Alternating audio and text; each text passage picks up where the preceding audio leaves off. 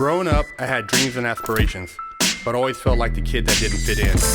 For the most part, I wasn't a bad kid, but when I made the transition into adulthood, I turned to the streets for guidance.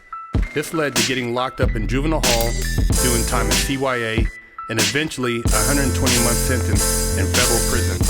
I had a lot of time to think and reflect during my federal sentence, so I share with you what I learned, hoping I can positively influence someone else's life with Prison Talk. What's up, everybody? Big Herc fresh out. You tuned into another edition of Prison Talk. Hope you guys subscribe to the channel. If you haven't, you're a goddamn weenie. Anyways, I always try to get a different perspective on stuff about as far as regarding prison, so it's not just coming from me or other individuals. So I have with me today Isaac.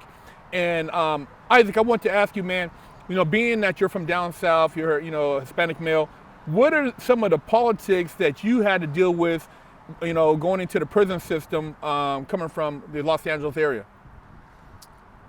Basically just, it's all really in there. It's all about, you just stay to your own, man. You just stay to your own and to your kind, man. I mean, you could interact and stuff, but it's really, that's just the way it is, man.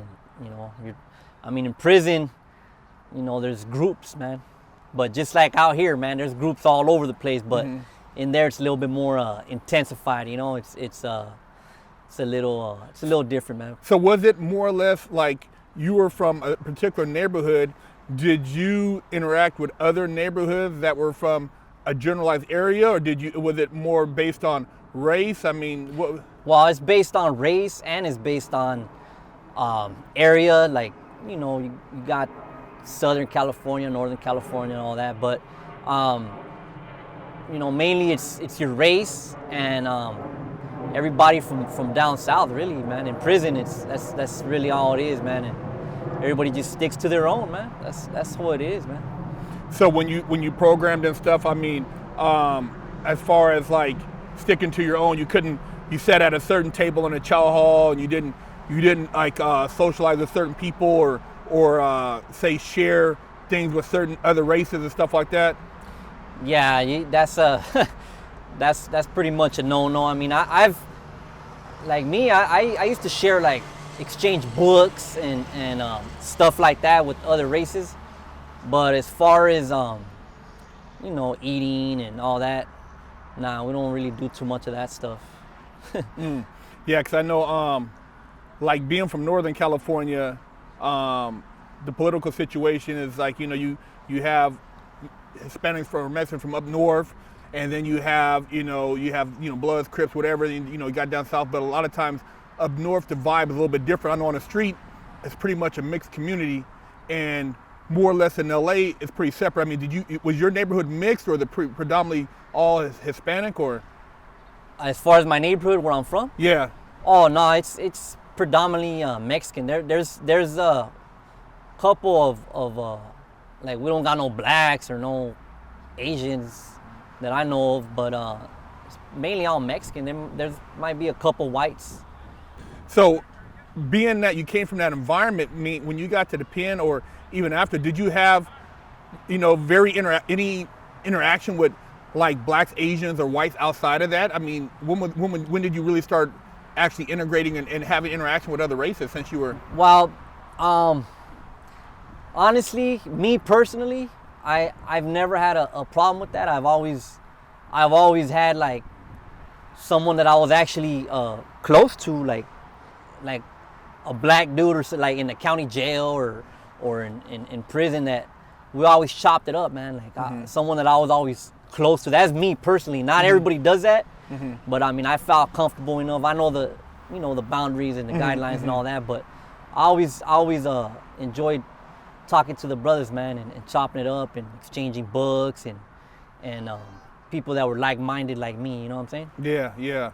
Because I know, like, when I was in, I didn't do time in the feds, but I was in the state, but I was in the feds, and I knew some guys from some Southsiders, some Serranos down there, and we would talk on the low, chop it up watching TV, but we couldn't work out together. Couldn't share food and shit like that. Oh, yeah. But it's like, hey man, here's when you get out, holler at me. Yeah, because they seen you were on different time. Oh yeah, yeah.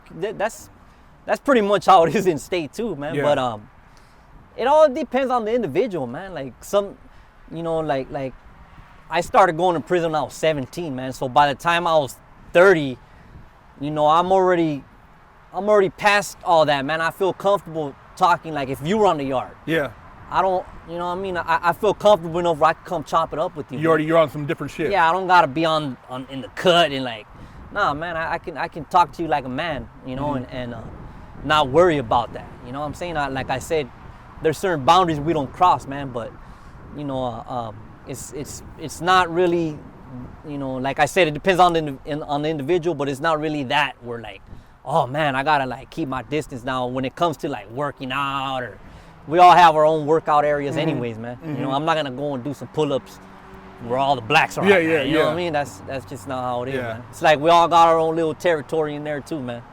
And like I tell you guys, man, if a lot of you guys asking these questions, you shouldn't even, if you're asking the questions, you should know, you should be smart to stay the fuck out of prison, you know? Yeah. So if you haven't at this point been in the system, then stay the fuck out the system, because a lot of bullshit, and you know, like being able to have him share this information, hopefully is giving you guys some insight that you don't want to go in there and have to deal with all this political shit, because it is a lot of bullshit. You know, separate chow hall tables, like you said, you know, we could chop it up, but you know, everybody got their own workout area, you know, everybody's got their own shit going on, and it's just a lot of, you know, and then you got, in each group, you have people who are just knuckleheads that you got to deal with too. You know, it's a lot of that bullshit. So, yeah, I mean, you know, I know you've been through like the juvenile hall, and, you know, haven't been through the state. Was there a lot more responsibility on you since you did have a lot of this, you know, not having been through the system knowledge, because a lot of guys looked up to you, or?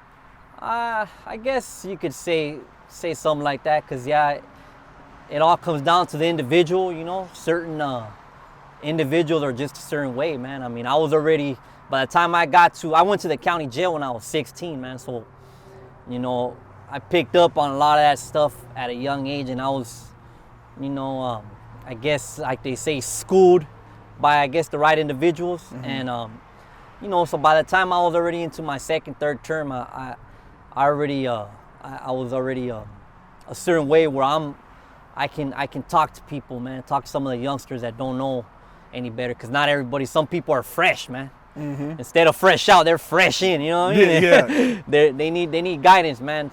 You should pick up on that in the county, but you still need, some of them still need a little training, man. And you gotta kind of show them, you know, just not just the way how it is in there, but how to be yourself, man. How to be your own individual and not get so caught up in having to be a certain way. But it's true, man. Like you said, just better don't even go, man. Don't even put yourself in a position where you're gonna end up right there, man, because it's not a place you want to be, man. That's why I'm doing this interview too, man, because to tell you, don't even go there, man. If you're getting in trouble and all that, man, just try to find a way to turn, you know what I mean, make a right turn, man. You know what I mean, don't go there, man, because it's not something you want to do, man.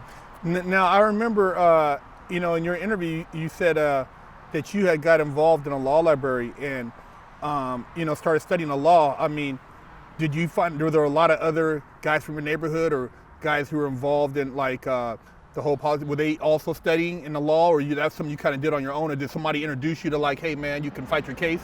Well, I had already heard about it, but nobody really told me to do it. It was like a decision I made on my own.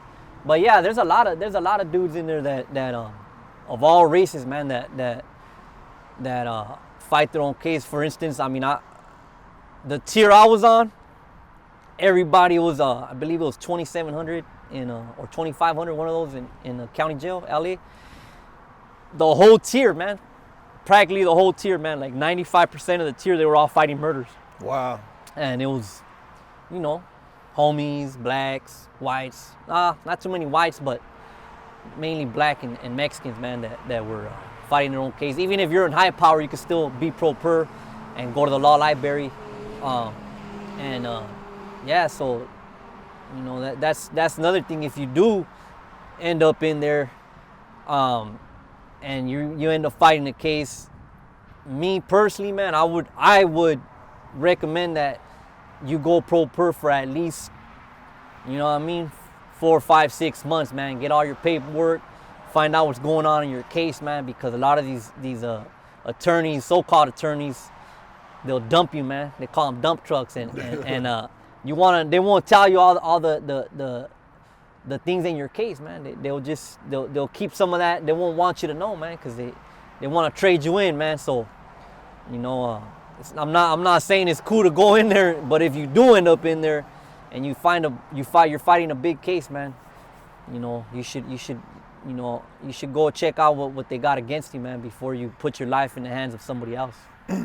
Hey, those are words you guys should take to heart, because, and I said this in another, I believe, prison talk, a lot of you guys don't know nothing about the law. You're doing all this gangster shit, and then you turn your life over to somebody and expect them to fight for it like you'd fight for yourself. When you were on the street, you were running around doing all this shit, you didn't have nobody else holding the strap, you was holding the strap. But now you go to jail, you're gonna let this motherfucker defend you and put your life in their hands.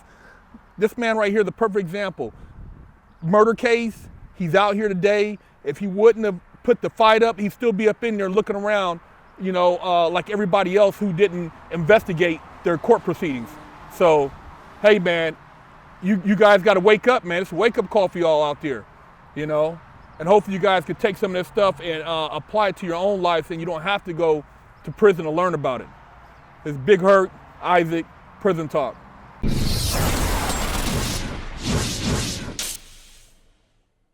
Lockdown's over.